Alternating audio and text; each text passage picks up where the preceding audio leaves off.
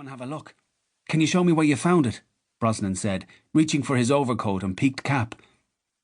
The two men got into Brosnan's car and drove down the track leading to the headland till it came to an end where Brosnan parked. They walked out across the stumpy grass till they got near the end of the promontory where there was an almost sheer drop onto the rocks and the sea below. Brosnan could smell the undeniable stench of rotting flesh from the top where he stood, and far below, lodged in the craggy terrain, he could make out the twisted form of what had once been a living thing, now blackened by exposure to the elements. Angus gagged on seeing the body for a second time, and told Brosnan he was going back into town to get a glass of whiskey to settle his stomach. "Fair enough, Angus, but you'll have to come back into me later to make a statement. I'll have to get the detectives out from Galway to deal with this. Dead bodies are way above my pay grade." Inspector Maureen Lyons was busy completing the monthly reports on crime in Galway for November when her phone rang. She disliked paperwork intensely, but it was becoming a more prominent feature of policing of late, and her ultimate senior officer, Superintendent Finbar Plunkett, was very unforgiving if these reports weren't submitted on time. She would much prefer to be out catching thieves than sitting in the office, even in the cold weather. "Lyons," she said.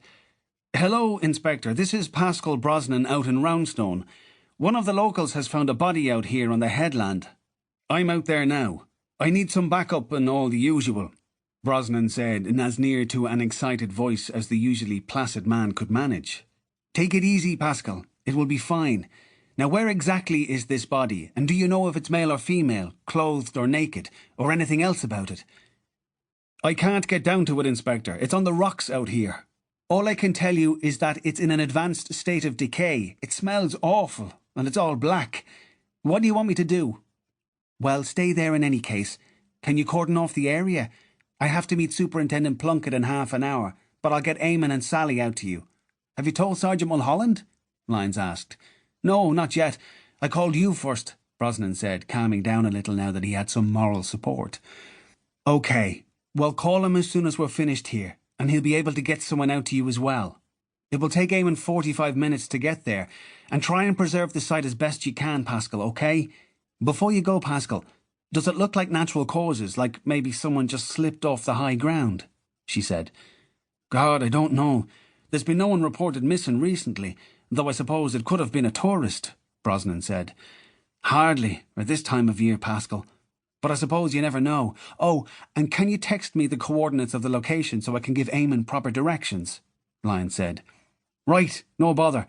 Anyway, I'll wait here and make sure no one interferes with it till backup arrives," Brosnan said. "Just what we bloody need, this week of all weeks," Lyons said to herself as she went to find Eamon Flynn and Sally Fahey to get them moving. Chapter 2. Sergeant Sean Mulholland had just put the kettle on for the first of his morning cups of tea when the phone rang. He had opened the Garda station at 9 a.m. as usual, and was glad to get in out of the weather.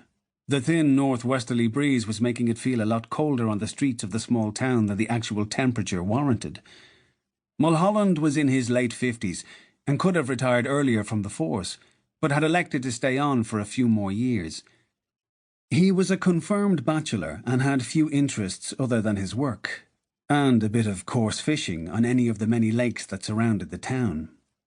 While not universally liked by everyone in Clifton, he was known to be a fair man, and would often overlook small demeanours rather than get involved in masses of paperwork to prosecute someone who had failed to renew their shotgun licence on time, or hadn't taxed their car or van at the appropriate time. The station had a total of 11 Gardaí assigned to it, so there were generally 3 officers and Mulholland on duty at any time once shift patterns, holidays, training and other forms of leave had been taken into account. Mulholland took the call from Brosnan, who had calmed down a bit since his first call with Lyons. Brosnan explained what had been discovered. "You'll have to stay there a while, Pascal," Mulholland said. "Jim Dolan is away out at Clifton Glen with the car just now. There's some talk of a break-in overnight, but I'll get him out to you as soon as I can. The folks from Galway will probably get there first. It's a bad time of year for someone to end up like that," Mulholland said. Detective Sergeant Eamon Flynn and Detective Garda Sally Fahey set off with sirens and flashing lights.